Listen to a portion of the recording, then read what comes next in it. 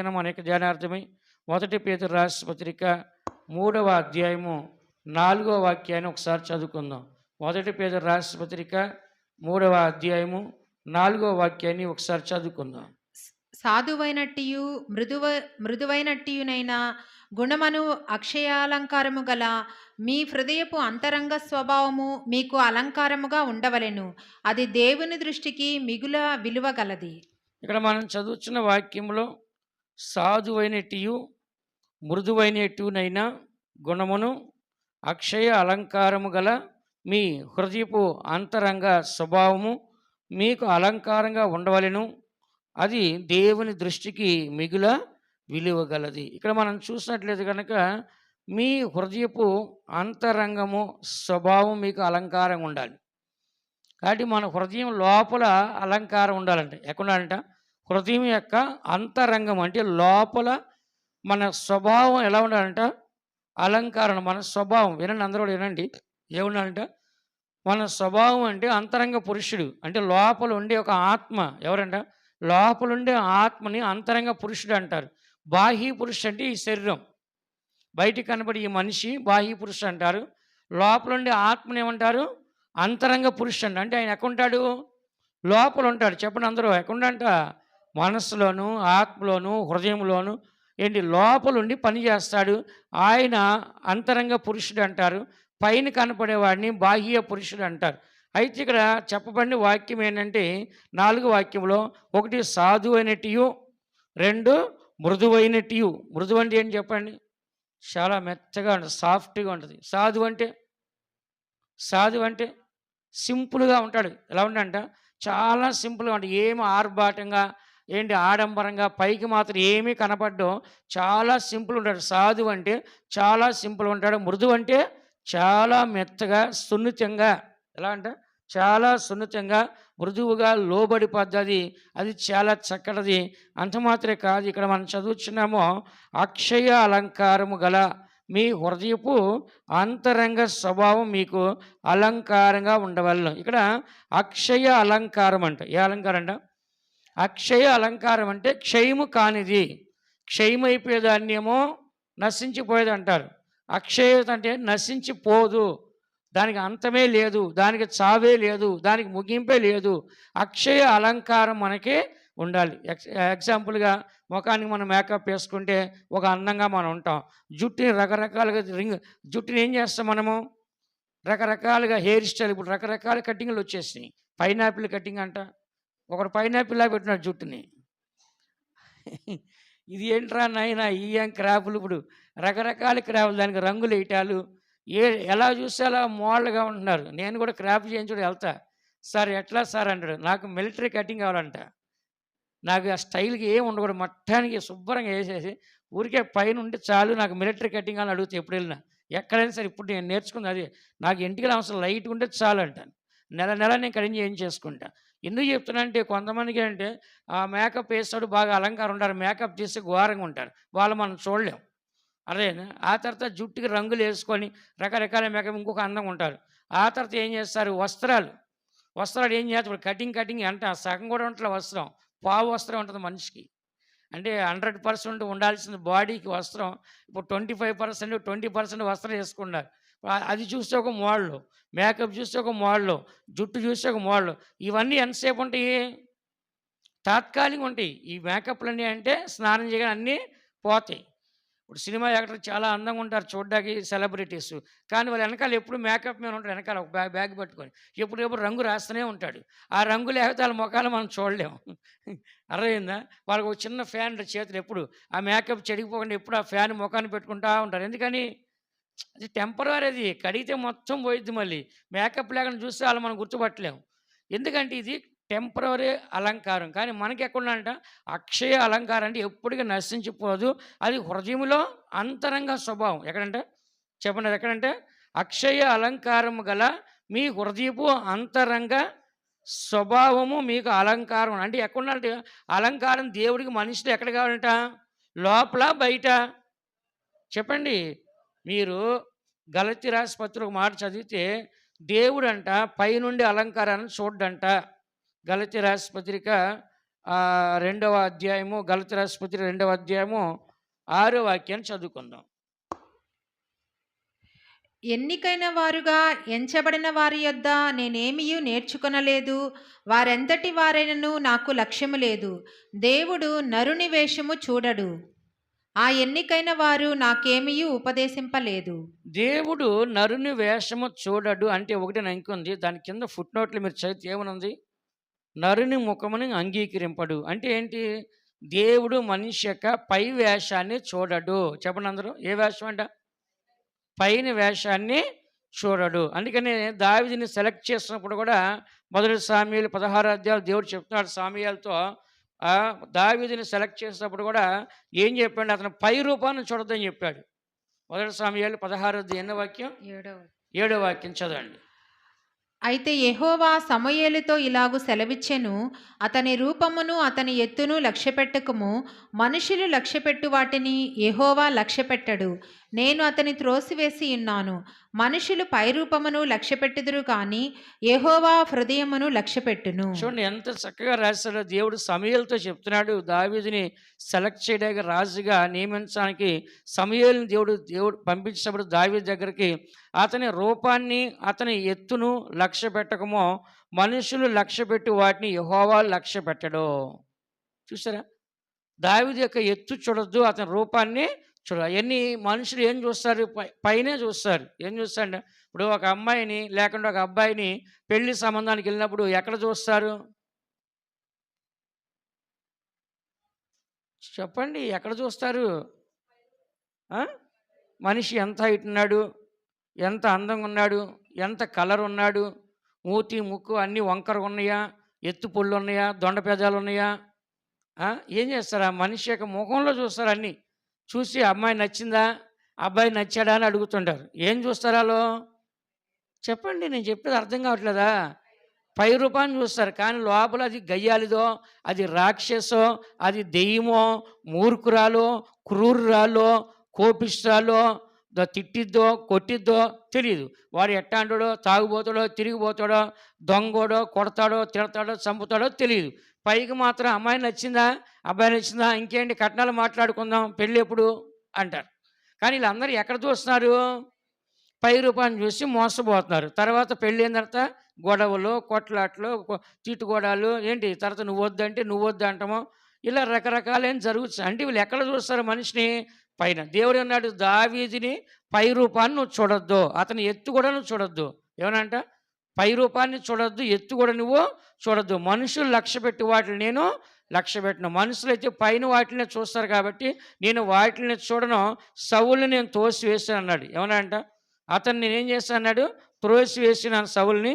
మనుషులు పై రూపాన్ని లక్ష్య పెట్టుదురు కానీ యెహోవా హృదయమును లక్ష్య పెట్టను. అంటే దేవుడు దావీదులో పైన చూస్తాడా, హృదయంలో చూస్తాడా? చెప్పండి.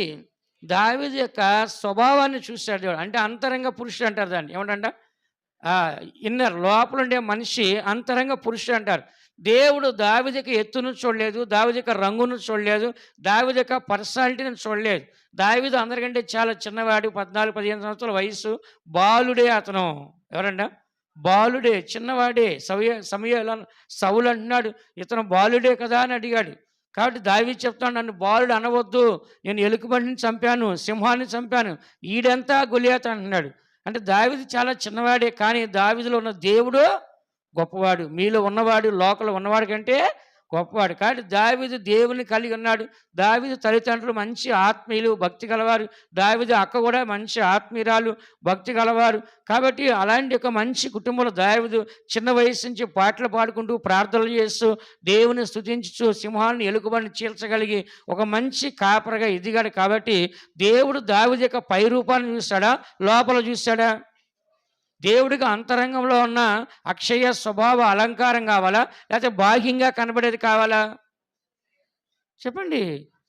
అక్షయ అలంకారం కావాలంటే దేవుడు ఏ అలంకారం అంటే దేవుడు మనుషుల యొక్క పై వేషాన్ని అంగీకరించడు, పై రూపాన్ని చూసేవాడు కానీ కాదు. మనుషులు లక్ష్య పెట్టి వాటిని యెహోవా లక్ష్య పెట్టాడు. అందుకని మనం కూడా దేవుని దగ్గర పైపైన వేషాలు వేస్తే దేవుడు సంతోషపడ్డం. ఏదో మన వేషాలు వేసుకొని రకరకాలైన ఆడంబరంగా మనం ఉంటే దేవుడు సంతోషపడ్డు. కానీ దేవుని కొరకు మనల్ని అలంకరించుకోవాలి. మారు మనసు, పాపక్షమాపణ, బాప్తిస్మము, పరిశుద్ధ అభిషేకము, విశ్వాస జీవితం, ప్రార్థనా జీవితం, పరిశుద్ధ జీవితం, సమాధాన జీవితం, నీతి జీవితం, దేవుని చిత్తం చేసే జీవితం, ఐక్యత కలిగిన జీవితం, ఏక మనసు కలిగిన జీవితం, ఇలాగ మంచి స్వభావాలు మనలో ఉన్నప్పుడు దేవుడు ఇష్టపడతాడు. కానీ పైకి మంచిగా అందంగా బాగా తిని లావుగా బూస్ట్ లాగా తరిగిపోయి ఏంటి మనం చూడడానికి చాలా అందంగా మెరిసిపోతున్నట్లుగా ఉంటే దేవుడు వాటిని చూసేవాడు కానీ కాదు. కాబట్టి దేవుని బిడ్డలైన మనము ఇక్కడ మనం చదువుతున్నాం.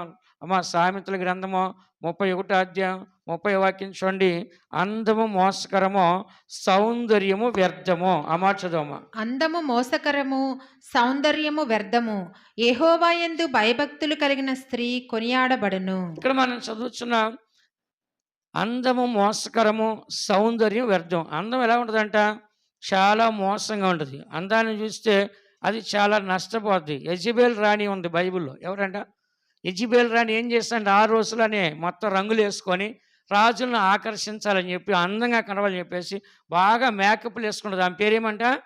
యెజబెల్ రాణి. కాబట్టి ఆమెని ఆ తర్వాత తీసుకొచ్చి కింద పడేసి చంపేసి గుర్రాలతో కుక్కలతో తొక్కిచ్చారు ఆమెని. ఎందుకంటే ఆమె యొక్క జీవితం అనేకులను నాశనం చేస్తుంది.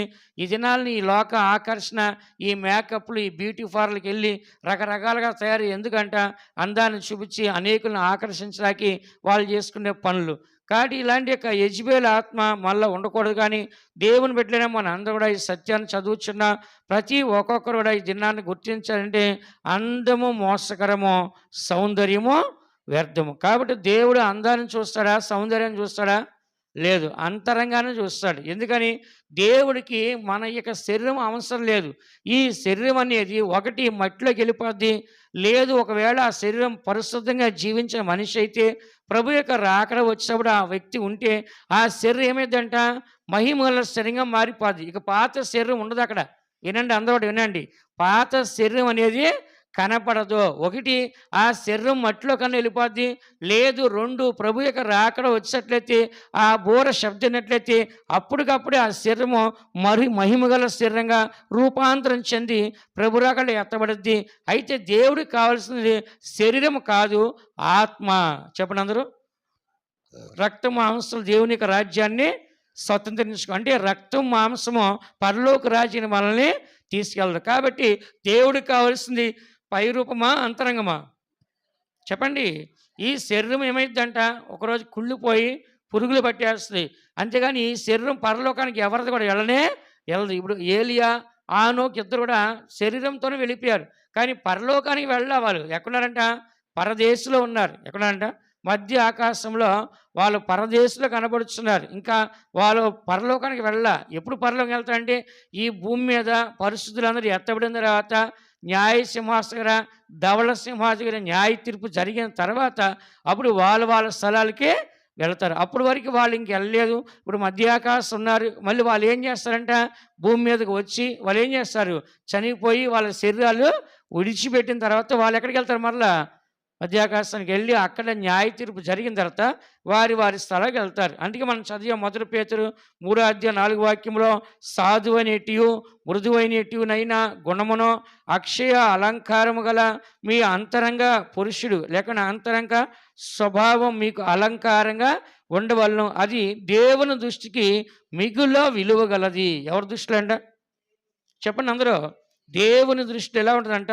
మిగుల విలువ గలది. అందుకని మన అందరం కూడా ఎక్కడ అలంకారం అంటే మన స్వభావము. చదవండి, ఇక్కడ మనం ఏం రాస్తుంది? మీ హృదయపు అంతరంగ స్వభావం అంటే 3 అంకె ఉంది. దాని కింద ఏమని రాస్తుంది? అంతరంగ పురుషుడు. ఎవరంట?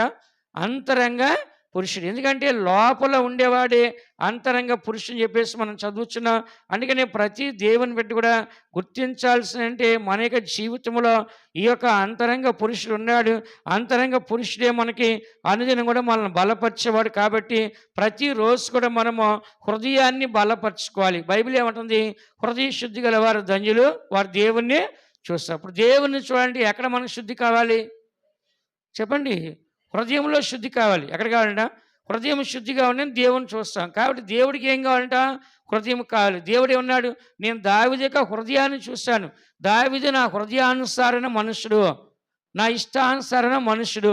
అంటే దేవుడికి ఎక్కడ చూశాడు దావీదుని? దావీదు పెద్ద హైట్ ఉన్నాడా? చాలా పొట్టుడంట. దావీదు 4.5 అడుగులు హైట్ ఉంటాడంట. ఎంతంట? 4.5 అడుగులు, ఎంత 5 అడుగులు లోపే ఉన్నాడు. చాలా పొట్టు అంట దావీదు. విన్నారా? కానీ దేవుడు అతని హైట్ చూడలేదు, తన యొక్క కలర్ చూడలేదు, తన యొక్క ముఖ సౌందర్య అందాన్ని దేవుడు చూడలే. దావీదు యొక్క హృదయం యొక్క అంతరంగాన్ని చూస్తాడు. దావీదుకి హృదయంలో ఏముందంట? దేవుని గురించిన వైరాగ్యం ఉంది. గొలియాతును చూసి 40 రాత్రి పగల్లో ఇశ్రాయేలు ప్రజలు వాడు తొడగొడుతుంటే భయపడి యుద్ధం చేయలేక, ఒక్క మగోడు లేక, దిక్కు లేకుండా 40 రోజులు బిక్కు బిక్కు బిక్కు బిక్కుమంటుంటే దావీదు పోయి సింపుల్ ఏంటంటే వాడు ఏంటాడు సంగతి అన్నాడు. ఏం లేదయ్యా, వాడిని చంపేస్తే వాళ్ళందరూ మన దాసులు అయిపోతా అంటే నేను వెళ్తా అంటున్నాడు. వెంటనే, ఒరే నువ్వు చిన్న పిల్లోడురా, ఏం మాట్లాడుతావు అని వాళ్ళందరూ నవ్వుకున్నారు. వాళ్ళంతా అనమాకండి, నన్ను రాజు దగ్గర తీసుకెళ్ళి అన్నాడు. రాజు దగ్గరికి వెళ్ళగానే, రాజా నేను వాడిని వేసేస్తా అన్నాడు. అది ఎలారా నాయన, ఆడేమో చిన్నప్పటి నుంచి యుద్ధం నేర్చుకున్నాడు, వాడు బాల్యం నుంచి యుద్ధాభ్యాసం కలిగాడు, నీకేమి తెలియదు, గొర్రెలు కాస్తాడు, నువ్వు ఎలా యుద్ధం చేస్తావంటే, నేను సింహాన్ని ఎలుకబడిని చంపినవాడిని వాటిలోంచి విడిపించిన దేవుడు ఈ గొలియాతుని నన్ను విడిపిస్తాడు అని చెప్పాడు. సరే యుద్ధానికి అన్ని తగిలిచ్చారు, ఒంటి నిండా కవచాలు గివచాలన్నీ. ఆయన మునిగిపోయాడు, కనబడట్లా. ఎవరో దావీదు అవన్నీ ఎక్కువైపోయి ఏలాడుతున్నాడు ఆయన తోలు బొమ్మలాగా. నాకు ఇవన్నీ వద్దు, ఒడిసిలో పట్టుకెళ్తున్నాడు. క్యాట్ బాల్ అంటాం కదా, దాన్ని తీసుకుని వెళ్ళి ఏం చేస్తాడంట? దావీదుని కొట్టి చంపేశాడు. దావీదు దగ్గరికి వెళ్ళిన తర్వాత గొలియాతు ఇలా చూస్తాడు, ఇలా పార చేస్తారే, నేనైనా కుక్కను అనుకుంటున్నారా, కర్ర పట్టుకుని వస్తా, నేను ఎంత హైటు ఎంత పర్సెంట్ అని, నువ్వేం బచ్చగాడి అన్నాడు. అరే ఈరోజు నీ తల నరికి ఆకాశ పక్షులకి భూమురగాలకు వేస్తాను రా అంటున్నాడు. ఆయన అంటాడు, అరే నా దేవత పేరు చెప్తే సత్తవరా దావీదా అని ఆయన అంటున్నాడు. సరే చూస్తున్నా రారా అని చెప్పి వెళ్ళి చిన్న ఒడిసి పట్టుకుని కొడితే గొలియాతు పడిపోయాడు. వెంటనే కత్తి తీసుకొని వాడు తల నరికేశాడు. ఎందుకు? దావీదులో ఉన్న వైరాగ్యం, అంతరంగ పురుషుల్లో ఉన్న ఆ వైరాగ్యం. దేవుడు ఎక్కడ చూశాడు తన యొక్క దావీదుని? హృదయంలో చూశాడు. దేవుడి కొరకు దావీదు ఎంత త్యాగమని చేయగలడో, ఎంత బలవంతుడని చంపగలడో, ఎలాంటి యుద్ధమని చేయగలడో, అది గొలియాతే కావచ్చు, సింహ కావచ్చు, ఎలుగుబంటి కావచ్చు, దావీదు ఎంత మాత్రం భయపడ్డు. ఇలాంటి వాడే నాకు కావాలి దావీదు. ఏమన్నాడు దేవుడు? ఇలాంటి వాడిని నాకు కావాలి. నా రాజ్యాన్ని పరిపాలించాలంటే, నా ప్రజల్ని 12 గోత్రాలు పరిపాలించాలంటే, నా ప్రజలందరికీ ఎటువంటి కీడు రాకుండా కాపాడంటే ఇలాంటి వాడే నాకు కావాలి. ఇతన్నే నువ్వు అభిషేకించు. దావీదుకి 7 అందములు ఉన్నారు, వాళ్ళ బలవంతులు, బాడీ బిల్డర్లో. అని నాకు వాళ్ళు వద్దు.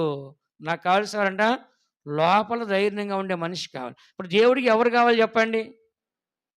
పిరిగితనంగా ఉండే వాళ్ళు కావాలా, ధైర్యం ఉండే వాళ్ళు కావాలా? చెప్పండి. రాత్రి కుక్కను తీసుకొచ్చారు ప్రే చేయడానికి. కుక్క చాలా బలంగా, చాలా ఘనంగా ఉంది, కానీ చచ్చే అంత భయం ఉంటుంది దానికి. చూడ్డానికి గంభీరంగా ఉంది, కానీ దానికి ఏమంట? ఉత్త భయం అంట. మనుషులు అది లోపలికి వెళ్ళిపోద్దంట. కుక్క అంత భయపడుతుందంట. చూస్తేనే గంభీరంగా ఉంది. సరే రాత్రి ప్రార్థన చేసి పంపించాను నేను. ఇచ్చట అందరికీ ప్రార్థన చేయబడిను. అర్థమైందా? ఎందుకు చెప్తున్నా అంటే చాలా గంభీరంగా ఉంది. దాన్ని చూస్తే మనకు భయం వేస్తుంది, కానీ దానికి మనం చూస్తే భయం అంట. అర్థమైందా? కాబట్టి అలాంటి వాళ్ళు దేవుడికి అవసరంలా. బాడీ పెంచి 6 ప్యాక్ 8 ప్యాక్ పెంచి వాళ్ళు దేవుడికి అవసరంలా. ఎవరు కావాలంట చెప్పండి? హృదయంలో సింహం లాంటి ధైర్యం. బైబిల్ ఏం రాదని తెలుసా? దావీదుని చంపడానికి అబ్షాలోము అనే తన కుమారుడు వెళ్తుంటే ఒక అతను చెప్పాడు, నాయనా మీ నాన్న సింహపు గుండి కలిగినంత వ్యక్తులు కూడా భయపడిపోయి అంత గుండి మీ నాన్ననైనా, దయచేసి ఆయన జోలికి పోతున్నాయనా అని చెప్పారు. ఏం చెప్పంట? సింహపు గుండి సహితం గలవారు, అంటే సింహపు గుండె సహితం గలవారు కూడా దావీదుని చూస్తే భయపడతారంట. అంత హర్రర్ అంట ఆయన అంటే. ఎందుకని? దేనికి డేర్ అండ్ డాషింగ్ మనిషి అనమాట. కానీ దేవునితో ఉంటాడు. మళ్ళీ ఎలా ఉండంట? రౌడీగానో, తాగుబోతుగానో, తిరిగిపోతే అలా ఉండడు. మళ్ళీ లైఫ్ స్టాండర్డ్ ఉండదు. దేవునితో 7 సార్లు ప్రార్థన చేస్తాడు, చర్చికి వెళ్తాడు, ఏంటి అన్ని విషయాల్లో ఐక్యతగా ఉంటాడు, ప్రేమగా ఉంటాడు. ఎక్కడా దావీదు కంప్లైంట్ లేదు. ఒక్క భిక్షావ దగ్గర అతను తప్పు చేస్తాడు, కానీ అతను ఇంకెక్కడ తప్పు చేస్తే బైబిల్ ఎక్కడ రాయబడ్డా. ఎందుకు చెప్పుకోవాల్సింటే దావీదు గురించి ఇంత గొప్పగా నేను ఎంతోమంది దావీదు కంటే వీరులు, శూరులు ఉన్నప్పటికీ దేవుడు ఎవరిని కోరుకున్నాడు? నిషేధించబడిన రాయే మూలకి తలరాయి అంట. కాబట్టి సింహపు గుండె సైతం గలవారు కూడా దావీదుని చూస్తే భయపడిపోతారంట. అలాంటి యొక్క గుండె ఎవరికి ఉందంట? గుండె అంటే ఏంటి? మీరు తెలుగు మీడియమా, ఇంగ్లీష్ మీడియమా, హిందీ మీడియం చెప్పండి. గుండె అంటే ఏంటి? ఏమో చెప్పమ్మా, మీరు చెప్పండి. హృదయము చెప్పండి అందరూ. హృదయం ఏమంట? హృదయం. మీరు మటన్ షాప్‌కి వెళ్ళినప్పుడు గుండె అడగండి ఇస్తాడు. ఏ గుండె? మేక గుండె ఎట్టుంటదో చూడండి. దాన్ని చూసి మీకు అర్థమయ్యిద్ది. మన లైఫ్ అంతా ఎక్కడుంటదంటే ఆ గుండెకాయలో ఉంటది. అర్థమైందా? కాబట్టి దావీదుని ఎక్కడ చూసాడు దేవుడు? గుండెను చూసాడు. విన్నారా? పైన చూడలే. ఎక్కడ చూసాడు? ఆ గుండె ధైర్యం దావీదు ఉంది. ఆ ధైర్యం గలవాడే నాకు కావాలని చెప్పేసి దేవుడు ఎవరిని కోరుకున్నాడు? దావీదుని కోరుకున్నాడు. అక్కడి నుంచి దావీదు సింహాసనాన్ని అందరికి ఇచ్చుకుంటూ వచ్చాడు. దావీదు నిమిత్తము ఒక సింహాసనం ఎప్పుడు అక్కడ ఉంచి, ఇప్పుడు కూడా యోధా గోత్రం, ఎవరి గోత్రం అది? దావీదు గోత్రమే. యోధా గోత్రం ఎవరిదంట? దావీదే. అందుకని దేవుని బిడ్డలారా మనము ఎప్పుడు కూడా పైకి ఏదో బాగా తినేసి చర్చికి వేషం వేసుకొస్తే దేవుడు చూడండి, లేకుంటే బాగా తినేసి బాగా నిద్రపోయి గ్లామర్గా ఉంటే దేవుడు చూడండి, లేకుంటే ఏదో అన్నీ అనుభవించి అన్నీ కొనుక్కొని పెట్టుకుంటే దేవుడు చూడడు. కానీ నీ హృదయంలో నుంచి ఒక ప్రార్థన జీవితమో, నీ హృదయంలో నుంచి ఒక భక్తి జీవితమో, నీ హృదయంలో నుంచి ఒక పరిశుద్ధ జీవితం, నీ హృదయంలో నుంచి ఒక సమాధాన జీవితమో, ఇవన్నీ నీలో అంతరంగంలో ఉండే దేవుడు చూస్తాడు. అవి అక్షయ అలంకారం. ఏ అలంకారం అంట? అవి నశించిపోవు. అక్షయం అంటే అది నశించిపోదు, దానికి చావు లేదు, దానికి అంతం లేదు, ఎప్పటికీ ఉండేదాన్ని ఏమంటారు? అక్షయ అలంకారం అంటారు. కాబట్టి దేవుడికి కావాల్సిన అంటే నశించిపోయే దేవుడికి అవసరంలా, నిత్యం ఉండేది దేవుడికే కావాలి. ఇప్పుడు మనం ఈ వేషం వేసుకుంటాం, వయసు అయిన తర్వాత ఏమైద్ది? మొత్తము ఏలాడుతూ ఉంటుంది ముఖం, ముడతలు వచ్చి ఏమైందంట? ఏలాడుతూ ఉంటుంది అనమాట. కాబట్టి అదే దేవుని యొక్క అలంకారం ఎప్పుడైనా ఏలాడిద్దా? ఎప్పటి కూడా అలాగే ఉంటుంది. అది క్షీణించిపోదు, నశించి పోదు. అందుకని దేవుడు అంటే హృదయములో ఉన్న అక్షయ అలంకారము అంటే స్వభావం. స్వభావం అంటే ఏంటంట? అంతరంగ పురుషుడు. చెప్పండి అందరూ. అక్షయ అలంకారం అంటే అక్షయ స్వభావం అంటే, లేకుండా అక్షయ పురుషుడు అంటే ఎవరంట? అంతరంగ స్వభావం. కాబట్టి మనకి దేవుడు ఎక్కడ చూస్తాడంటే అంతరంగ స్వభావాన్ని చూస్తాడు. అది పాతదా కొత్తదా, అది మంచిదా చెడ్డదా అని చెప్పేసి దేవుడు ఎక్కడ చూస్తాడంట? మనిషి యొక్క అంతరంగంలో దాన్ని చూస్తున్నాడు. కొలస్సీ రాసిన పత్రిక 3వ అధ్యాయం 10వ వాక్యాన్ని మనం చదివినట్లయితే, కొలస్సీ రాసిన పత్రిక 3వ అధ్యాయం 10వ వాక్యం చూడమ్మా.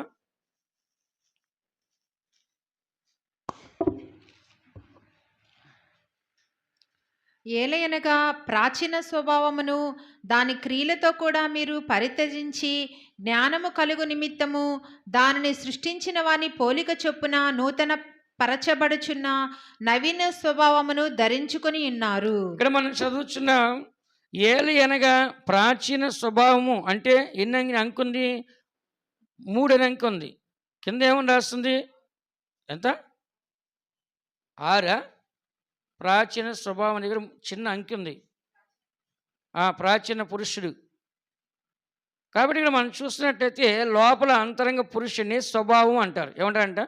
స్వభావం అంటారు. అందుకని రాస్తుంది ఏలి అనగా ప్రాచీన స్వభావం అంటే ప్రాచీన పురుషుడు, దాన్ని క్రియలతో కూడా మీరు పరిత్యజించండి ఏంటి? విడిచిపెట్టటము. ఏమంట? పరిత్యజించడం అంటే ఏంటంట? విడిచిపెట్టడం. ప్రాచీన స్వభావం అంటే పాత పురుషుణ్ణి మనం దాని క్రియలతో కూడా మనం ఏం చేయాలంటే మనం విడిచిపెట్టి జ్ఞానము కలుగు నిమిత్తం దాన్ని సృష్టించిన వాని పోలిక చొప్పున నూతన పరచబడుచున్న నవీన స్వభావమును ధరించుకోండి. కాబట్టి దేవుడు ప్రాచీన స్వభావాలు తీసివేసి నవీన స్వభావాలు మనకు కలగచేయాలని, నవీన స్వభావాలు మనం ధరించుకోవాలని, నూతన సృష్టిగా మనల్ని సృష్టించిన వాని పోలిక నూతన పరచబడుచున్న నవీన స్వభావం ధరించుకున్న వారిగా మనం ఉండాలి. అంటే పాత జీవితం అనేది మనలో ఉండకూడదు. దేవుళ్ళలోకి వచ్చిన తర్వాత పాత జీవితం ఏం చేయాలంట?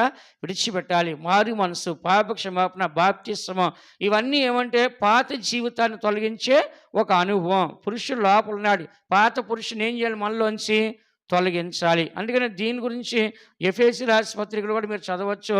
ఎఫెసీ రాసిన పత్రిక 4వ అధ్యాయం 22-23లో మీరు చదవచ్చు. కావున మునుపటి ప్రవర్తన విషయంలోనైతే మోసకరమైన దురాశ వలన చెడిపోవు మీ ప్రాచీన స్వభావమును వదులుకొని మీ చిత్తవృత్తి యందు నూతనపరచబడిన వారై నీతియు యథార్థమైన భక్తియు గలవారై దేవుని పోలికగా సృష్టింపబడిన నవీన స్వభావమును ధరించుకొనవలెను. చూసారా ఇక్కడ? కావున మునుపటి ప్రవర్తన విషయంలోనైతే అంటే పాత జీవితము, పాత క్రియలు, పాత ప్రవర్తన విషయంలో అయితే మోసకరమైన దురాశల వలన చెడిపోవు మీ ప్రాచీన స్వభావము వదులుకొని అంటే విడిచిపెట్టి. చూసారా? పాత స్వభావంలో మోసకరము, దురాశలు ఇలాంటియన్నీ చెడుతనము మనలో ఉండి మనం చెడిపోతూ ఉన్నాము. ప్రాచీన స్వభావాలతో అంటే పాత స్వభావాలతో మనం చెడిపోతున్నాం కాబట్టి ఆ పాత స్వభావాలు విడిచిపెట్టి మీ చిత్తవృత్తి యందు నూతన పరచబడిన వారై నీతియు యథార్థమైన భక్తియు గలవారై దేవుని పోలికగా సృష్టించబడిన నవీన స్వభావాన్ని ఏం చేయాలంట ధరించుకోండి. 4 అంకె ఉంది. ఏమని రాస్తుంది అక్కడ? నవీన పురుషుణ్ణి ధరించుకున్నాడు. అంటే ఇప్పుడు మనం అంతరంగంలో మారాలా, బాహ్యంగా మారాలా? చెప్పండి అందరూ. పైన మారాలా, లోపల మారాలా? దేవుడికి లోపల కావాలా, పైన కావాలా? అందరు చెప్పండి. లోపల కావాలి. కాబట్టి మనం మార్పు అనేది ఎక్కడ రావాలి చెప్పండి? పిల్లలైనా పెద్దలైనా ఎదుటి మనిషికి నటించే విధంగా మారడం కాదు, జీవించే విధంగా మారాలి. ఎలా మారాలంట? ఇప్పుడు ఒక సినిమాలు మీరు చూస్తే ఎలా ఉంటారు? వాళ్ళు జీవించేస్తారు నటించనంటే. ఏడ్చే విషయంలో ఏం చేస్తారంట? ఏడ్చి ఏడ్చి ఏంటంట మనకు కూడా ఏడుపు వచ్చింది అనమాట. అరే మనకు కూడా ఏడుపు వచ్చే విధంగా ఏం చేస్తారు వాళ్ళు? నటించమంటే ఏం చేస్తారు వాళ్ళు? ఫుల్గా జీవించి చూపించేస్తారు వాళ్ళు. కాబట్టి అలాగే పై రూపం, పై వేషాలు కాదు దేవుడికి కావాల్సి. ఎక్కడంట?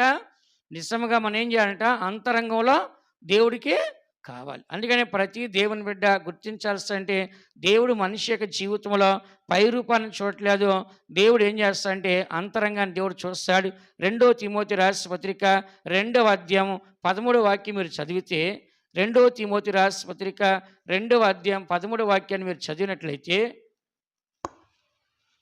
మనము 2 తిమోతి 3:5 అండి. సారీ 3:5. పైకి భక్తి గల వారి వలె ఉండియు దాని శక్తిని ఆశ్రయించని వారునై ఇందురు.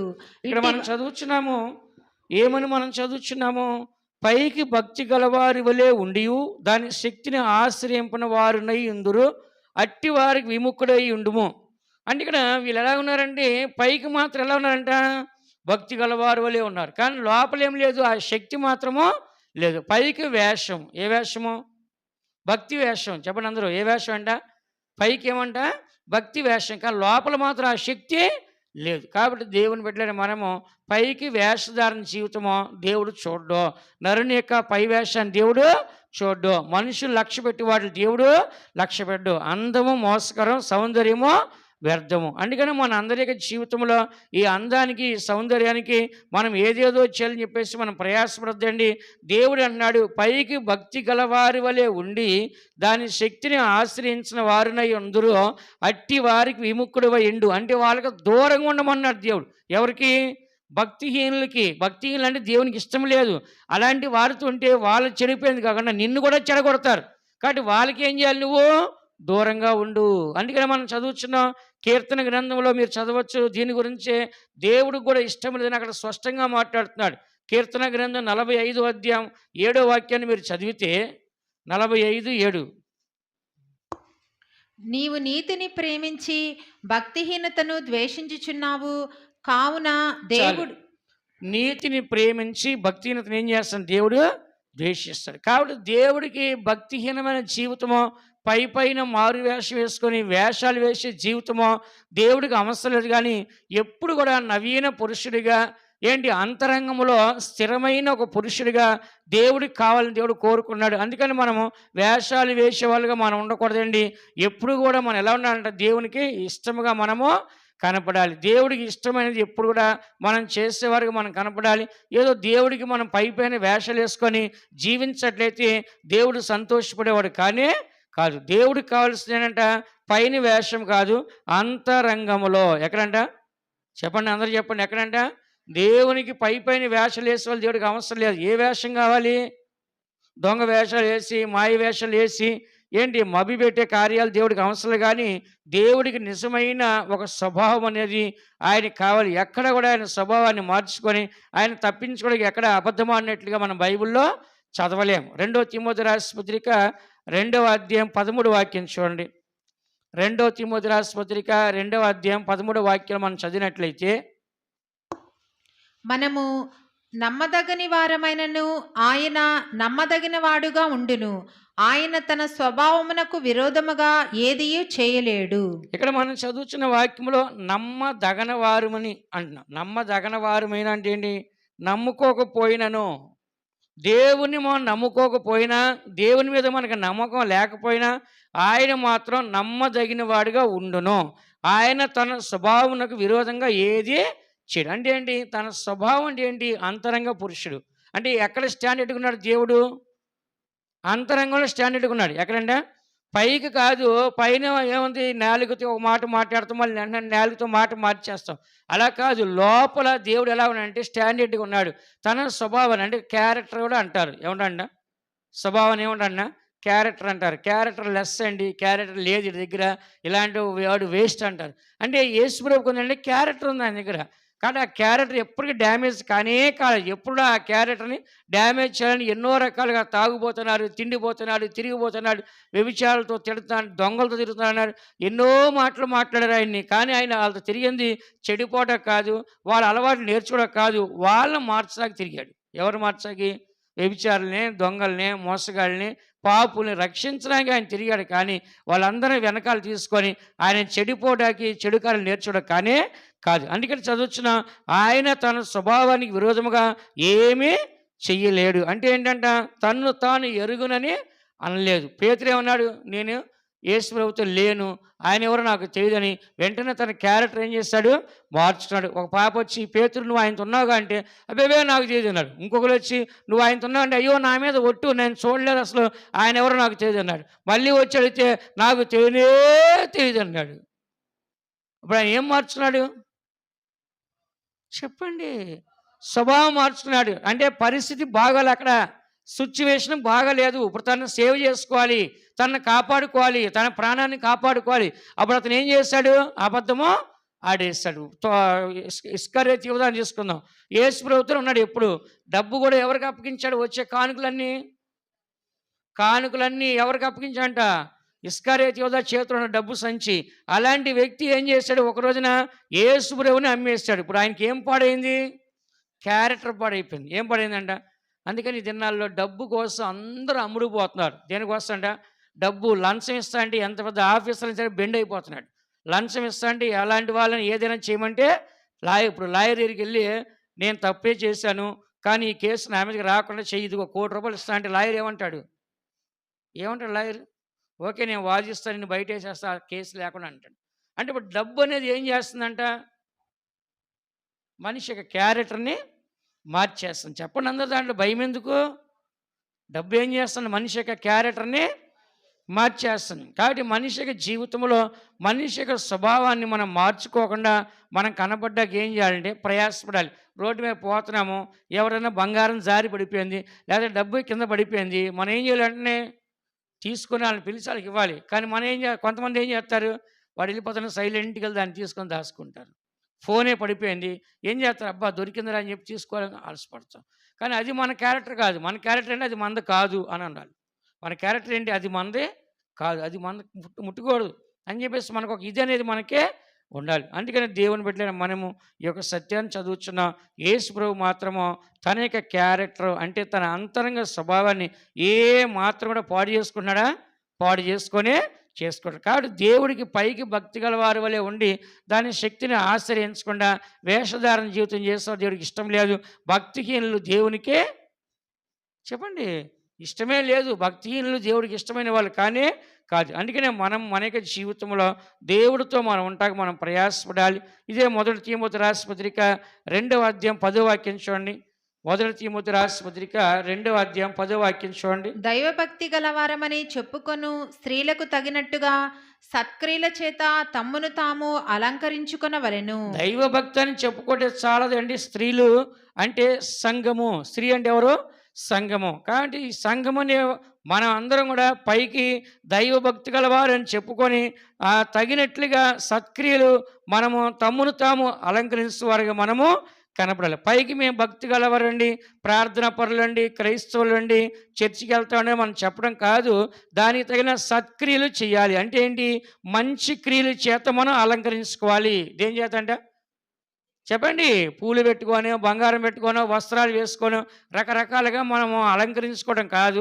దేవుడికి కావాల్సిందంటే మేము దైవభక్తి గలవారని చెప్పుకునేవారు, పైకి భక్తి గలవారి వలే కాకుండా, మేము భక్తి గలవారమని చెప్పుకునేవారు ఏం చేయాలంటే సత్క్రియలు చెప్పండి అందరూ. ఆ! దానికి తగినట్లుగా సత్క్రియలు చేసి, మంచి క్రియలు చేసి, వాటిల ద్వారా మనం ఏం చేయాలట? అలంకరించుకోవాలి. చెప్పండి అందరూ. దేని ద్వారా? మంచి క్రియల ద్వారా మనం ఏం చేయాలంట? అలంకరించుకోవాలి. మనకి జీవితంలో ప్రేమ, పరిశుద్ధత, నీతి, సమాధానము, ఐక్యత, ఏక మనస్సు ఇలాగా మంచి కార్యాలతో మనం ఏం చేయాలి? అలంకరించబడిన వారికి మనము కనపడాలి. ఒక స్త్రీ అని చెప్పినప్పుడు సంఘానికి సాదృశ్యంది. ఆ సంఘం ఎప్పుడు కూడా క్యారెక్టర్ బాగుండాలి. చెప్పండి అందరూ. అందరూ చెప్పండి. ఏం బాగుండాలంట? క్యారెక్టర్ అనేది బాగుండాలి. అంటే ఎక్కడది? బయట, లోపల? క్యారెక్టర్ లోపల ఉంటుందా? బయట ఉంటుందా?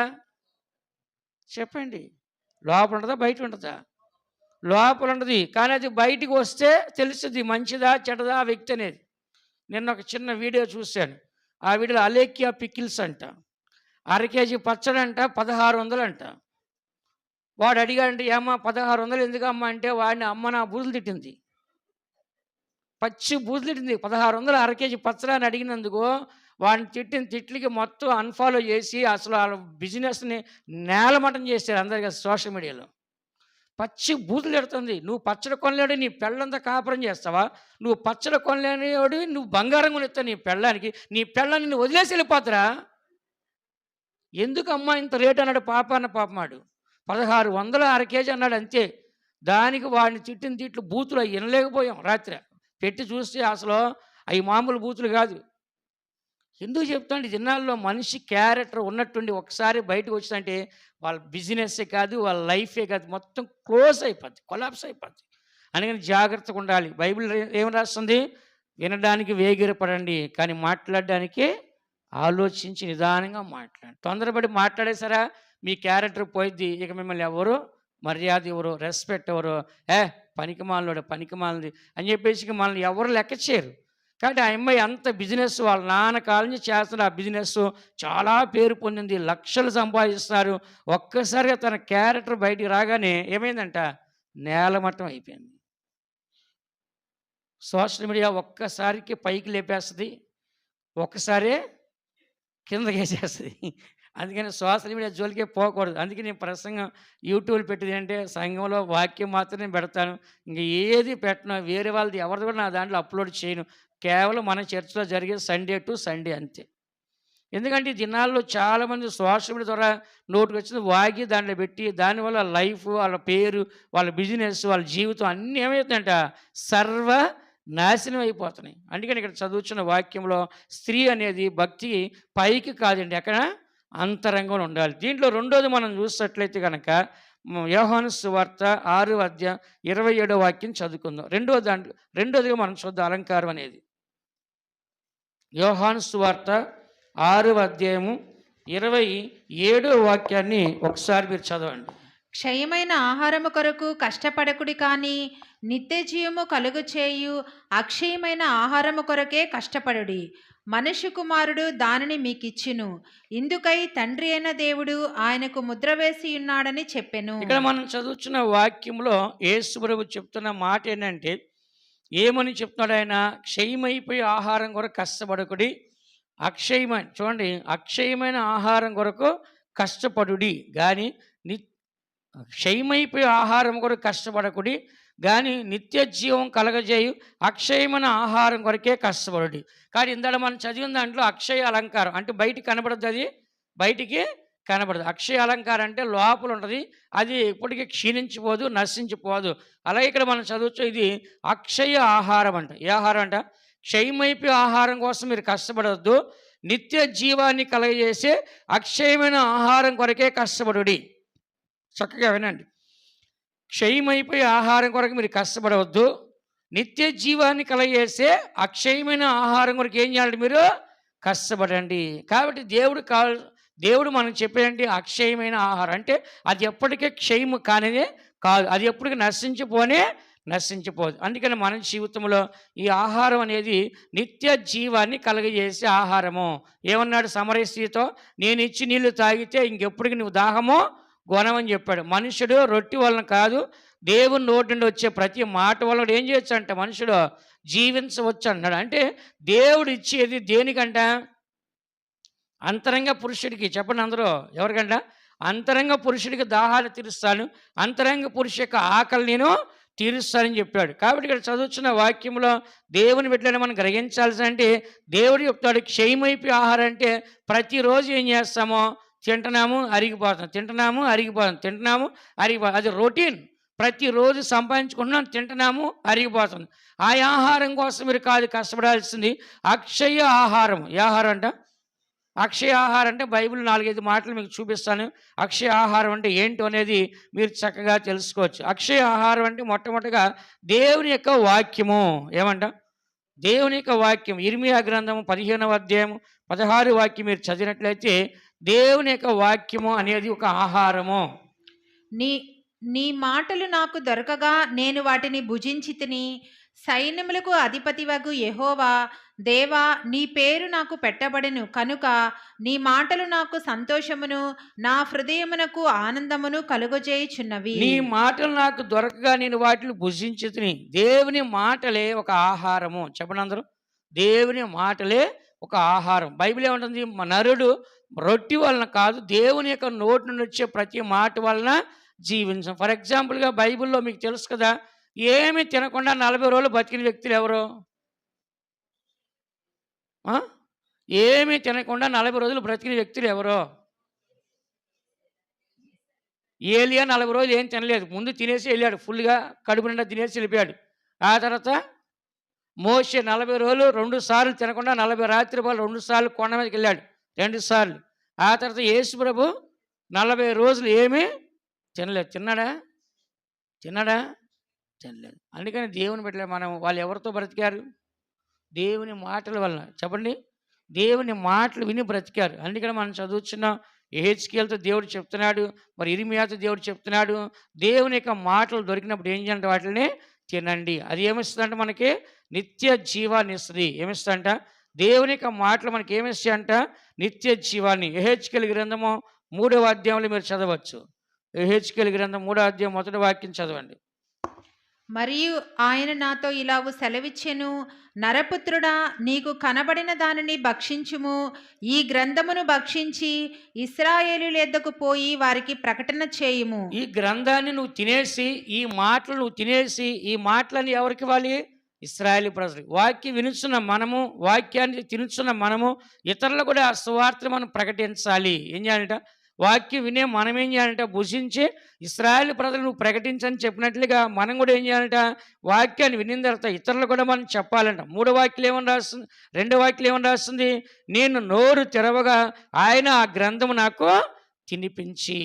కాబట్టి ఇక్కడ దేవుని యొక్క వాక్యాన్ని ప్రతిరోజు చదవాలి, ప్రతిరోజు ఏం చేయాలి? మనము తినాలి. ఉదయాన్నే లేకగానే ఏం చూడాలి మనము? దేవుని యొక్క వాక్యాన్ని బైబిల్ తీసుకొని బాగా తృప్తిగా చదివి కడుపు అంతా ఏం చేయాలంట? నింపుకోవాలి. ఏ కడుపు నింపుకోవాలి? అంతరంగ పురుషుడి యొక్క కడుపు. చెప్పండి అందరూ, అంతరంగ పురుషుని యొక్క కడుపు నింపుకోవాలి. అంటే అంతరంగ పురుషుడు. యేసన్న గారు ఒక పాట కట్టారు, నీ నీ వాక్యమే నా పాదములు చెప్పిన తర్వాత నా ఆత్మకు ఆహారం. ఏమంట? నీ వాక్యమే నా ఆత్మకు ఆహారం అని ఒక పాట కట్టాడు. ఆ వాక్యం దేనికి ఆహారం? మనకి లోపల అంతరంగ పురుషుడి ఆత్మకి.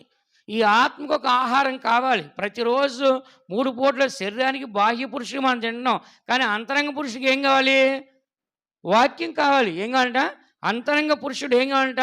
వాక్యం కావాలి. అందుకడ ఇర్మియాతో వాక్యాన్ని భుజించమని చెప్పాడు. ఆ తర్వాత ఇక్కడ యెహెజ్కేలు చెప్పాడు. ప్రకటన గ్రంథాన్ని మీరు పోతే యోహాను కూడా చెప్తున్నాడు ఈ వాక్యాన్ని తిను అని.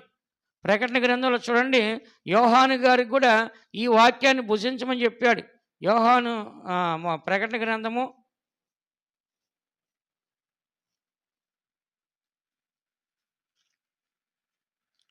8వ అధ్యాయం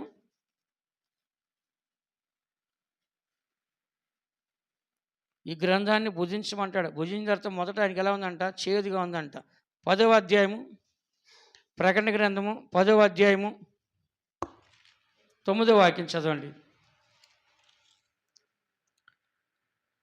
నేను ఆ దూత యొద్దకు వెళ్ళి ఈ చిన్న పుస్తకము నాకిమ్మని అడుగగా ఆయన దాన్ని తీసుకొని తినివేయుము, అది నీ కడుపుకు చేదగను కాని నీ నోటికి తేనె వలె మధురముగా ఉండునని నాతో చెప్పెను. యోహాను గారికి కూడా చెప్తున్నాడు అక్కడ దేవదూత వచ్చి, ఈ యొక్క పుస్తకాన్ని తీసుకొని నీ కడుపు నింపుకో. కాబట్టి ప్రతిరోజు కూడా మనం ఎవరిని నింపాలి? ఉదయం లేచి చెప్పండి అందరూ. చిన్నపిల్లలు ఏం చేస్తున్నారు? స్కూల్లో ఇచ్చిన హోంవర్క్ అంతా చేస్తున్నారు. ఏంటి బాగా చదువుకున్నారు. సాధారణంగా అది జనరల్ నాలెడ్జ్. అంటే బాహ్యంగా మనం బతకాలంటే, ఉద్యోగం చేసుకోవాలంటే, భవిష్యత్తు బాగుండాలంటే దానికోసం మనం చదువుతున్నాం. కానీ లోపల ఒక ఆత్మ ఉంది. ఆత్మ కూడా ఒక ఆహారం కావాలి. ఆ ఆత్మకు మనం ఉదయం లేచి ఏం చేయాలి? వాక్యాన్ని బాగా మనము చదివి ఏం చేయాలంట? తృప్తిగా మన హృదయాన్ని నింపుకోవాలి. హృదయంలో లోపల మనం ఏం చేయాలంటే హృదయానికి కూడా ఆకలేస్తుందంట. ఎవరికంట? హృదయానికి ఏం చేస్తంట? ఆకలేస్తంట. హృదయానికి ఆకలి తీర్చాలంటే జ్యూస్ తాగితే ఆకలి తీరుద్దా? బిర్యానీ తింటే ఆకలి తీరుద్దా? ఏం తింటే ఆకలి తీరుద్ది? వాక్యాన్ని. చెప్పండి అందరూ. ఆ వాక్యాన్ని ఎప్పుడైతే మనం తింటున్నామో ఆ వాక్యం అనేది మన ఆత్మకి ఏం చేస్తుందంట? ఆహారంగా మనకి మారుస్తుంది. అందుకని ఇక్కడ మనం చదువుతున్నాం. ఇంకా చదవడానికి చాలా వాక్యాలు మీ అందరికీ తెలుసు. నేను త్వరగా ముగిస్తాను. ఇంకా టైం అవుతోంది. కాబట్టి ఇక్కడ మనం చూస్తే మనకు ఆహారం అంటే నిత్య జీవాన్ని కలగజేసేది దేవుని యొక్క వాక్యము. ఏమంటారు చెప్పండి? దేవుని యొక్క వాక్యం మనకి ఏం కలిగేస్తుందంట? నిత్య జీవం. దీంట్లో రెండోది మనం చూసినట్లయితే మత్తయి సువార్త 15:26 వాక్యం. దీంట్లో రెండోది మత్తయి సువార్త 15:26 ఏమని రాస్తుంది? పిల్లల రొట్టె తీసుకొని కుక్క పిల్లలకి ఏమని చెప్పాడు. చదవండి త్వరగా. అందుకాయన పిల్లల రొట్టె తీసుకొని కుక్క పిల్లలకు వేయుట యుక్తము కాదని చాలు. చెప్పగా, పిల్లల రొట్టె అంటే ఏంటి? దైవిక స్వస్థత. ఏమంట? పిల్లల రొట్టె అంటే ఏంటన్నా? దైవిక స్వస్థత. ఆయన ఏమంటున్నాడు? నేను నా పిల్లలకి ఇస్తాను, కుక్కల పిల్లలకి ఇవ్వను అంటున్నాడు. అంటే ఏంటి? ఇశ్రాయేలు నా పిల్లలో, అన్ని జనులు కుక్క పిల్లలు అని మాట్లాడాడు. కానీ ఇక్కడ దైవిక స్వస్థత అనే ఆహారం కూడా మనలో ఉండాలి. ప్రతిరోజు కూడా నీ విశ్వాసం నిన్ను స్వస్థపరిచును. చెప్పండి అందరూ. నీ విశ్వాసం నిన్ను స్వస్థపరిచును. కాబట్టి ప్రతిరోజు కూడా స్వస్థత పొందడానికి ఎవరికి విశ్వాసం ఉండాలి? గట్టిగా చెప్పండి నోరు తెరిచి. ప్రతి ఒక్క వ్యక్తికి ఉండాలి. ఏదో చర్చికి వెళ్తే పాస్టర్ గారు ప్రార్థన చేస్తే స్వస్థత వస్తుంది, లేకపోతే ప్రార్థన చేసుకుని నూనె రాసుకునే స్వస్థత వస్తుంది. అది ఓకే, కాదని నేను అంటలేదు. కానీ వ్యక్తిగతంగా మనం కూడా ప్రతి నిమిషం కూడా విశ్వాసంతో నేను దేవుని బిడ్డని, దేవుని అడిగే అధికారం నాకుంది, నేను మారు మనసు పొందాను, బాప్తిస్తాను పొందాను కాబట్టి పరలోక రాజ్యం నా పేరు జీవంతో రాస్తుంది కాబట్టి నాకు అడిగే హక్కు ఉంది, నేను దేవుని బిడ్డను కాబట్టి దేవుని స్వస్థత నేను పొందాలని ప్రతిరోజు కూడా దైవిక స్వస్థత అనే ఆహారం మనకే కావాలి. ఇప్పుడు హృదయంలో వ్యాధి వచ్చింది, ఎవడు స్వస్థపరుస్తాడు? డాక్టర్ తెరిపోయా నాకు హృదయంలో వ్యాధి ఉందంటే ఏం చేస్తాడా? హృదయం కనబడుద్దా? హృదయం అన్నిటికంటే మోసకరమైనది, అది ఘోరమైన వ్యాధి గలది. కాబట్టి హృదయానికి ఒక వ్యాధి ఉంటే దానికి ఎవరైనా మందు వేయగలరా? చెప్పండి. పైకి బాగానే ఉంటారు, లోపల మాత్రం వాళ్ళ ఆలోచనలన్నీ వేరుగా ఉంటాయి. పైకి ఎలా ఉంటారు? బాగుంటారు, కానీ లోపల ఆలోచనలు వేరుగా ఉంటాయి. కాబట్టి ఇక్కడ చదువుతున్న వాక్యంలో ఈ హృదయానికి కూడా ఒక ఆహారం అనేది కావాలి. ఆ హృదయానికి వ్యాధి కలిగినప్పుడు దాన్ని బాగు చేయాలంటే స్వస్థత అనే ఆహారం, ఒక రొట్టె మనలో ఎప్పుడు కూడా ఉండాలి. అంటే చేతులు ఎప్పుడు ఉండాలి మనకి? దైవిక స్వస్థత ఎప్పుడు కూడా మనకి ఉండాలి. మనకి ఏదైనా కష్టం వచ్చి ఏం చేయాలంట? ప్రభా నన్ను స్వస్థపరచంటే ఆ సమయాన్ని మనకి ఏం రావాలి? స్వస్థత అనేది రావాలి. సొంతంగా ఆహారం తినే స్టేజ్ కూడా మనం రావాలి. పసిబిడ్డకైతే మనం పెడితేనే తింటాడు, కానీ పెద్ద అయిన తర్వాత వాడే తీసుకొని తింటాడు. అలాగనే ఆత్మ జీవితంలో ప్రారంభంలో కొత్తగా వచ్చినప్పుడు మీకు విశ్వాసం తెలియదు, ప్రార్థన తెలియదు కాబట్టి సేవకులు ప్రయాణం చేస్తారు. కొంతకాలం తర్వాత ప్రతి విశ్వాసులు ఏం చేయాలంట? ప్రార్థన చేయడం నేర్చుకొని, విశ్వాసాన్ని నేర్చుకొని, దేవుని దగ్గర డైరెక్ట్గా అడిగి పొందుకొని స్వస్థత అనేది అనుభవించాలి. రెండోదిగా మనం చూసినట్లయితే ఈ యొక్క ఆహారము అక్షయమైన ఆహారము, నిత్య జీవం కలిసే ఆహారం అంటే దైవిక స్వస్థత అని మనం చూస్తున్నాం. మూడోదిగా మనం చూసినట్లయితే లూకా సువార్త 11:11 వాక్యం మీరు చదివితే, టైం ఎక్కువ లేదు, త్వరగా చదవండి. 11:11. మీలో తండ్రి అయిన వాడు తన కుమారుడు చేపనడిగితే చేపకు ప్రతిగా పామునిచ్చునా, గుడ్డునడిగితే తేలునిచ్చునా? కాబట్టి మీరు చెడ్డవారయుండియు మీ పిల్లలకు మంచి ఈవులు నెరిగియుండగా పరలోకమందున్న మీ తండ్రి తన్ను అడుగువారికి పరిశుద్ధాత్మను ఎంతో నిశ్చయముగా అనుగ్రహించుననెను. కాబట్టి ఇక్కడ మనం చదువుతున్నాం, మీలో తండ్రి అయిన వాడు తన కుమారుడు చేపను అడిగితే చేపకు బదులుగా పామునిచ్చినా, గుడ్డును అడిగితే గుడ్డుకు బదులుగా తేలునిచ్చినా, కాబట్టి మీరు చెడ్డవారైనప్పటికీ నీ బిడ్డలకి అలాగైతే ఇవ్వరు కదా! చేపను అడిగినప్పుడు చేపనిస్తారని పామునివ్వరు, గుడ్డు అడిగినప్పుడు గుడ్డేస్తారని తేలివ్వరు కదా! మీరు చెడ్డవారైనా సరే నీ బిడ్డలకు మంచిది ఇస్తారా? అలాగనే 13వ వాక్యంలో పరలోకమందున్న మీ తండ్రి తన్ను అడుగు వారికి పరిశుద్ధాత్మ ఎంతో నిశ్చయంగా ఇచ్చిన. అంటే ఏ ఏ ఏ ఆహారం అంటే ఇక్కడ ఉంది? పరిశుద్ధాత్మ అనే ఆహారము. చెప్పండి అందరూ, ఏ ఆహారం అంట? పరిశుద్ధాత్మని ఆహారం దేవుడు ఇస్తాడు. మీరు చెడ్డవారై ఉంటే కూడా నీ బిడ్డ, నాన్న నాకు ఈరోజు చేప తినాలంటే చేపను తెస్తారా, పావును తెస్తారా? చెప్పండి. పావును తెచ్చి సావరా, ఇది విషం ఉంటుంది, ఇది తింటే సస్తావు సావరా అని అంటారా? అనరు. గుడ్డు అడిగాడు అనుకో, గుడ్డుకి బదులుగా తేలు తీసుకొచ్చి తేలు తినరా సస్తా విషంతో ఉంది అని అంటారా? గుడ్డే ఇస్తారా? గట్టిగా చెప్పండి. గుడ్డే ఇస్తారా, తేలిస్తారా సావడానికి? ఒక తండ్రి తాగుబోతైనా, తిరిగిబోతైనా, దొంగోడైనా, మోసగాడైనా తన కుమారుడు అడిగినప్పుడు చేప ఇస్తాడు, గుడ్డే ఇస్తాడు, కానీ పావును తేలి ఇవ్వడం. అలాంటి చెడ్డవారి అలాంటి ఆహారాన్ని మీకు పెడుతుంటే నేను పరలోకంలో ఉన్న దేవుణ్ణి, నన్ను అడిగేవారికి పరిశుద్ధాత్మని ఆహారాన్ని సమృద్ధిగా నేను ఇవ్వనా? ఎంతో నిశ్చయంగా ఇస్తానని అంటాడు. ఎలా ఇస్తానంటే కొలత లేనంత. ఏంటంట? లిమిట్ అనేది లేదు. ఎంత కావాలంటే అంత ఇస్తాను. అందుకని దేవుని బిడ్డలు మనం ప్రతిరోజు కూడా మందిరానికి వచ్చేప్పుడు కాదు, ఇంట్లో తలుపులు వేసుకొని పాట పాడి స్తోత్రం చేసి మోకాళ్ళు వేసి బాగా అభిషేకం అంది ఆత్మతో నింపబడినప్పుడు ఏ దెయ్యం నీ కుటుంబంలో రాదు, ఏ దురాత్మ నీ ఇంట్లోకి రాదు, ఏ గొడవ పెట్టి ఆత్మ రాదు, ఏ పాపం కలిస్తే చెడ్డ ఆలోచన కలిస్తే సాతాను రాదు. నీ ఇంట్లో నీ భర్తతో, పిల్లలతో, కుటుంబంలో ఎవరి దగ్గర సాతాను రావాలంటే నీకున్న అభిషేకాన్ని బట్టి అది భయపడి బయటే ఉంటుంది, కానీ లోపలికి రానే రాదు. అందుకనే మనం ఎప్పుడు పరిశుద్ధాత్మని ఆహారాన్ని మనం తినాలి. ఏం చేయాలంట? యేసు ఏమన్నాడు? ఎవడైనా దప్పుకొని ఉంటే నా ఎద్దుకు వచ్చి దాహం తీర్చుకోండి. ఏమంటది? పరిశుద్ధాత్మ. ఏమంట? మీకు దాహం వేసిందా, ఆకలి వేసిందా, వచ్చి ఈ పరిశుద్ధాత్మ ఏం చేయాలంట? తినండి అంటున్నాడు. విశ్వసించిన వారికి కడుపులో జీవజల నదులు పారనంటే ఎవరైతే విశ్వాసం ఉంచారో వాళ్ళకి ఆహారం ఎలా ఉందంట? సమృద్ధిగా ఉంటుందని చెప్పాడు. 4వదిగా మనం చూసినట్లయితే కనుక మొట్టమొదటిది ఏం చూస్తున్నాం మనము? అక్షయమైన ఆహారం అంటే దేవునికి వాక్యము. 2వది మనం చూసే దైవిక స్వస్థత. 3వది పరిశుద్ధాత్మ అభిషేకము. 4వది మనం యోహాను సువార్త 4వ అధ్యాయం 34 వాక్యం మనం చదివినట్లయితే యోహాను సువార్త 4:34 చదవండి. యేసు వారిని చూచి నన్ను పంపిన వాని చిత్తము నెరవేర్చుటయు ఆయన పని తుదముట్టించుటయు నాకు ఆహారమై ఉన్నది. ఇక్కడ యేసు ప్రభు అన్నాడు, దేవుని చిత్తము చేయటము, దేవుడిచ్చిన పని ముగించడమే నాకు ఆహారం అంటున్నాడు.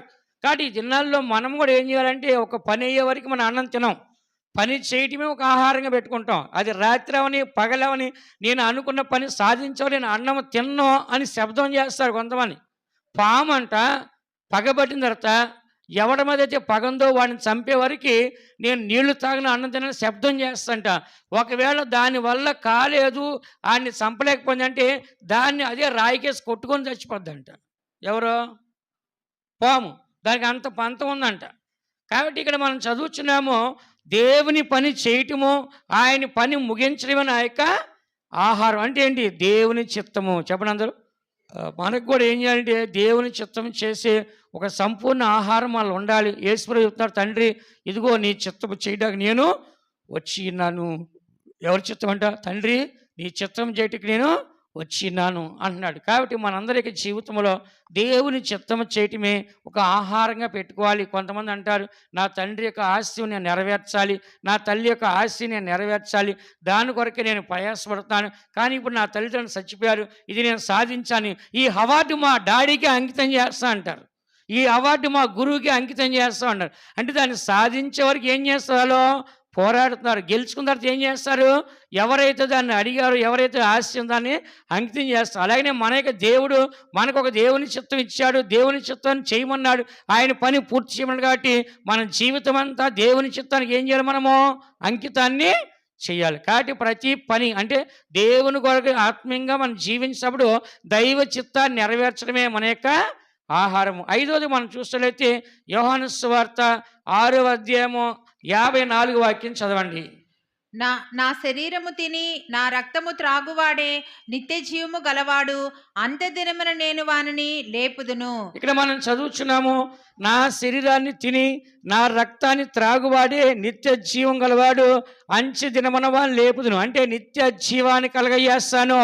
అక్షయమైన ఆహారము, దేవునికి శరీరము, రక్తాన్ని ఎవరైతే తిని త్రాగుచున్నారో అంచె దినాన లేపబడి వారు జీవిస్తారని ఇక్కడ మనం చదువుతున్నాం. అందుకని దేవుని బిడ్డల మనము అక్షయ అలంకారం మనకు ఉండాలండి. అది బాహ్యంగా కనబడేది కాదు, అంతరంగ పురుషుల్లో అది నవీన స్వభావాన్ని కలుగజేస్తుంది. కాబట్టి అలాంటి ఒక అంతరంగ స్వభావం, పైకి భక్తి గలవారి కాదు, మనము ప్రాచీన స్వభావాలు విడిచిపెట్టి నవీన స్వభావాలు ధరించుకొని దేవుడు ఎదురు చూసే హృదయంలో మనము కూడా క్రొత్తగా మనం కనపడాలి. రెండోదిగా మనం చూస్తున్నాము, మనము అక్షయ ఆహారాన్ని మనం పొందుకోవాలి. ఆ యొక్క ఆహారం అనేది వాక్యము, రెండోది దైవిక స్వస్థత, మూడోది పరిశుద్ధాత్మ, నాలుగోది దేవునికి చిత్తము, ఐదోది ఆయన శరీరము, ఆయన యొక్క రక్తము. అందరు కండ్లు మూసుకోండి, ఇంకా చాలా ఉంది, వచ్చేవారు నేర్చుకుందాం. దేవుని బిడ్డలైన మనము మన యొక్క జీవితంలో ఈ వాక్యాన్ని మనం చదువుతున్నాం, ఈ వాక్యాన్ని మనం లోబడాలి. ఈ లోకమంతా నశించిపోయే దినం రాబోతుంది. ఆ దినాన్ని మనం కనపడకూడదు. ఈ శరీరాన్ని విడిచిపెట్టి మహిమల శరీరంతో పరలోక రాజ్యానికి వెళ్తే ఆయనతో ఉంటకు దేవుడు మనకు సహాయించిన గాక, దేవుడు మనల్ని ఆశీర్వదించిన గాక. ఆమేన్. కొలతలేని నీ పరిశుద్ధాత్మను కుమ్మరించుము నాపై ఈ క్షణమే. కొలతలేని నీ పరిశుద్ధాత్మను కుమ్మరించుము నాపై ఈ క్షణమే. ఈ దీన శరీరం